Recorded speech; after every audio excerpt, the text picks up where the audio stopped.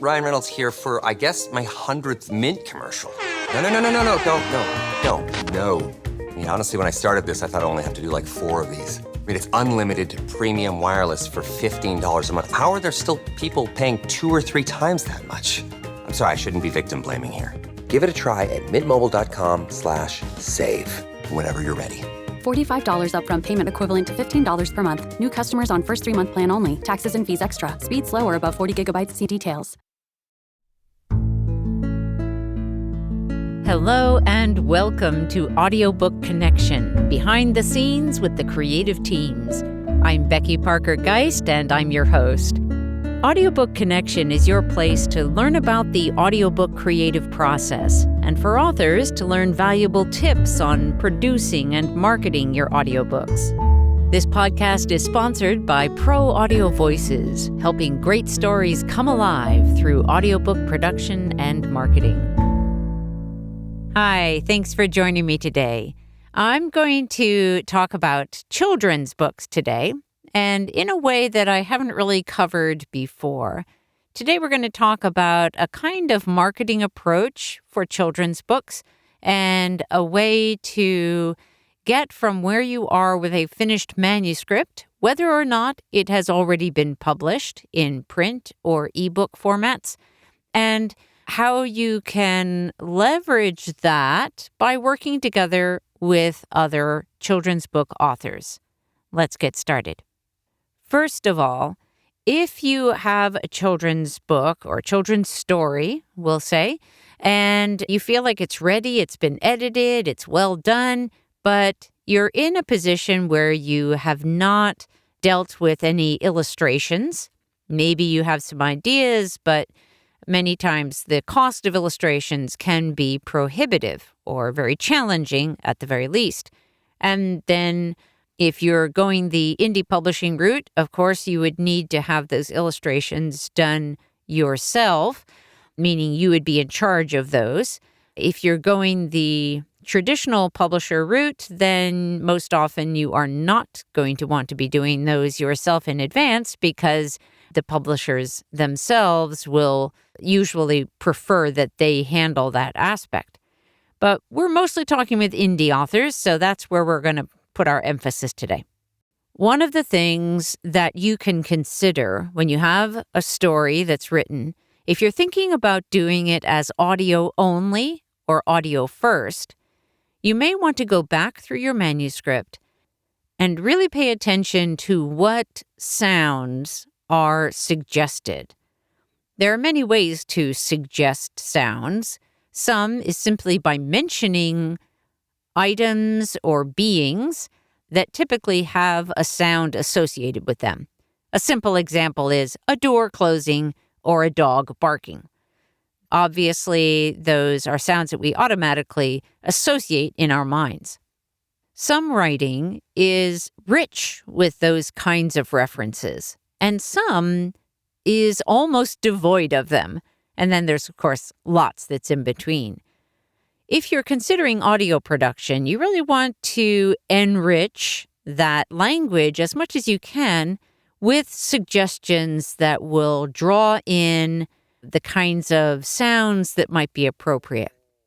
As you were writing the story, you may have had those thoughts already. For example, if you were writing about a child playing outside in the woods, you may have imagined as you were writing it the birds chirping and the scuttle of leaves as, little creatures moved about under the trees. But you may not have mentioned those in the actual text. Now, there are a couple of ways to approach that. If you would like to have those sounds included, but you don't think it's appropriate to add it to the text, then you could simply make notes about that for your audiobook producer, that those are the sounds that you think should be there. Alternatively, you could start to build into the text some references. So, for example, if we have the sound of scuttling leaves, it might be helpful to mention that in the text. And the reason being that it is a kind of sound that is less automatically defined by the sound itself. A door closing sounds like a door closing most of the time. A dog barking, pretty obvious it's a dog barking. When we have things like rain, which is almost more like a white noise, kind of shh, and may not be clearly identifiable as rain unless it's referenced, those kinds of sounds can be best used when there is already a text reference within the story. As you work your way through the story, you might read a page and then close your eyes and imagine what that might sound like. Oftentimes, you may have environmental sounds that could be included, such as an outdoor ambiance, or the sounds of a city, or sounds at an airport, or the sounds at a mall, or the sounds at a birthday party. These are sort of general atmospheric sounds that can be applied to a longer segment of text. And then overlaid on top of that may be more specific story-related sounds, such as, she dropped her scissors, and we hear the sound of scissors dropping. Now again, with a sound like that, if we're not referring to it in the text, even though it might be appropriate from an environmental standpoint, if we hear that sound, we're not going to know what it is. It could be any number of things that just dropped to the floor. So there is a kind of a weaving and an understanding of what the story is telling and conveying and how the soundscape can support that story and build on that story. And we don't want it to overtake the story. Another aspect of audiobook production, whether it's for children's books or books for adults, if the sounds themselves start to overtake and become more important from a listening attention standpoint, then I think that's problematic. We want the story to be the central focus. I also want to say that there are times in stories where maybe environmental sounds or such are not as helpful to conveying the story. It may be a story that's largely about emotions and perhaps in a context where there's not a lot of movement. And I mean physical movement that suggests these kinds of sounds. In a situation like that, we typically would look for music that is going to support the emotional flow of the story. That can be a more challenging process in that music has a certain feel to some people that maybe is different for other people. There's a little bit of personal, not preference so much as response that can play into it. But just as with film, where we have a musical scoring that is supporting the emotional context and the emotional story that's happening, the same can happen with audiobooks. There are many instruments and types of melody, whether they're in major key or minor key, or that will affect us in some consistent ways. And I think that we have that experience probably every day with music, where some music just feels upbeat and makes us feel happy for the most part. Makes most people feel happy. And some that sort of makes us feel pensive or makes most of us feel pensive. So I think that there is enough consistency there that we're able to select music that's appropriate for whatever the given emotional context of the story is. Let's take a short pause, and when we come back, we'll talk about a way to partner up with other children's authors to help you get your work out to a broader audience. Looking for a way to bring your children's book to life in an engaging way for young ones? At Pro Audio Voices, we bring together decades of experience with audio production, teaching, and parenting to craft a listening experience that will delight children and parents alike. If you're looking for an experienced team to bring your children's book to life in audio, check out proaudiovoices.com. Okay, so let's talk about a way that you can take your one story and get it to a wider audience. Now, here's the thing. If you only have one story, that's fine.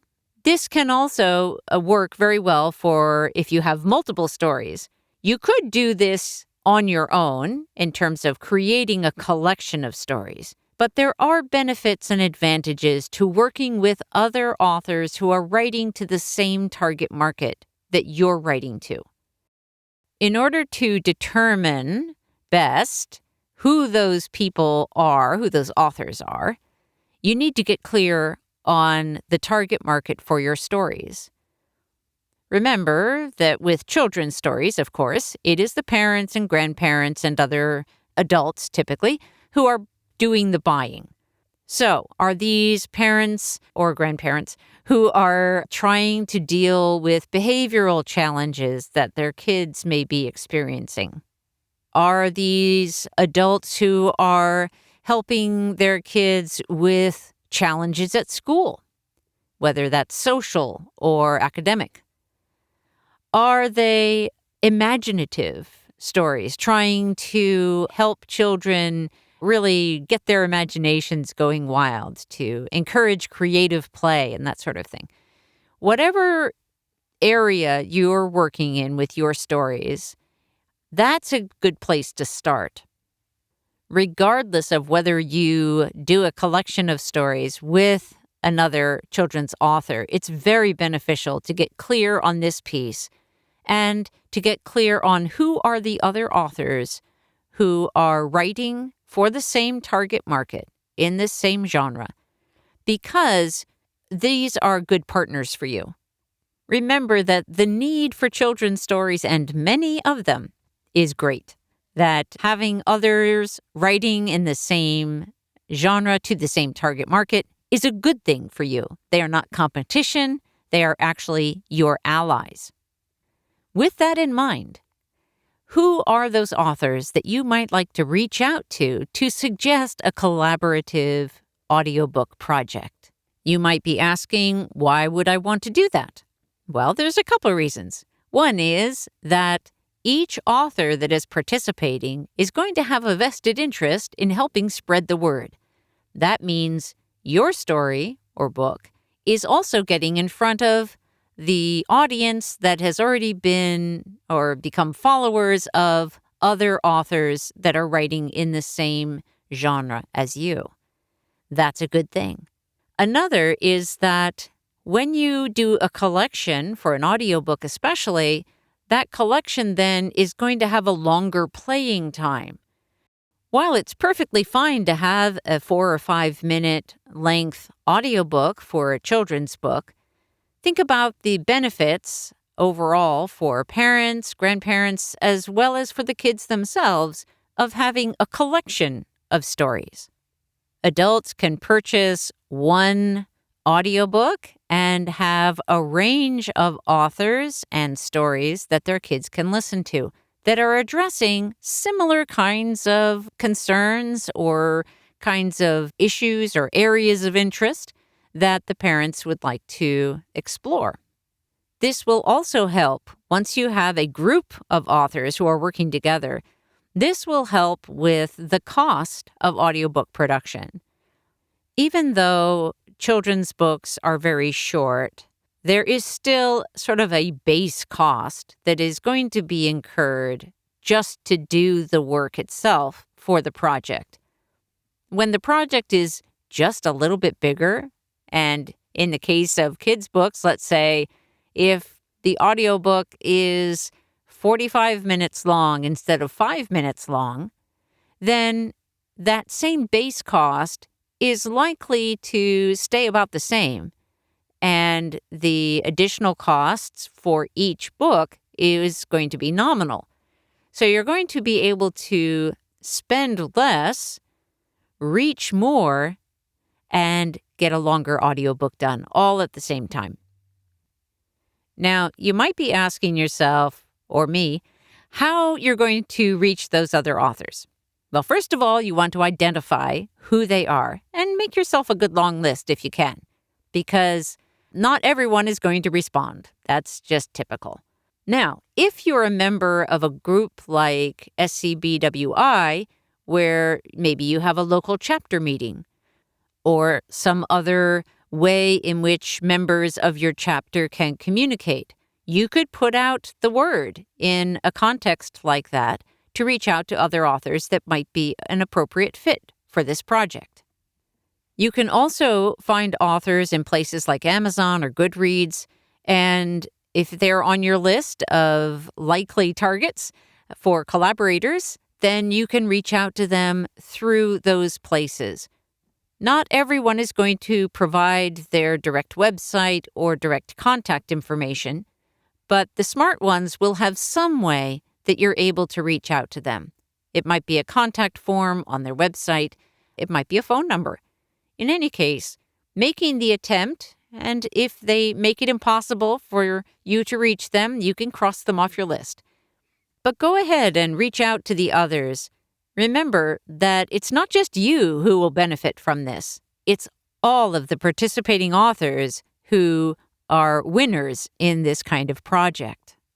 And then once you get to that place where you have a group of authors who are ready to do the project together, I just want to briefly mention that distribution is going to be important to you. And trying to distribute through the main channels may present some specific challenges.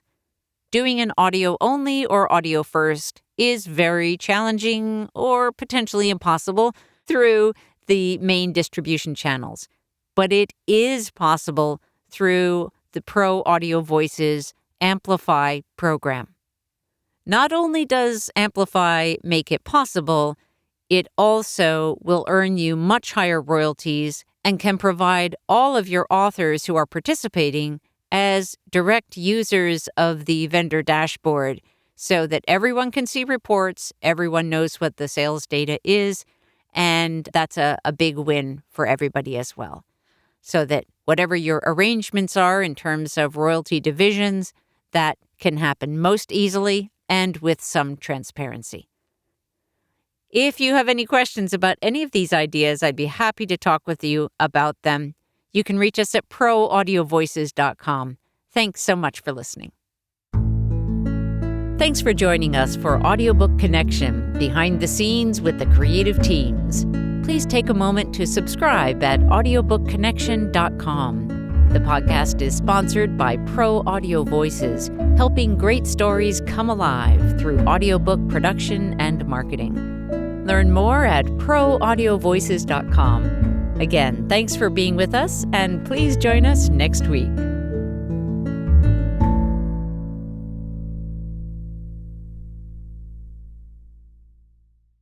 This podcast is a part of the C-Suite Radio Network.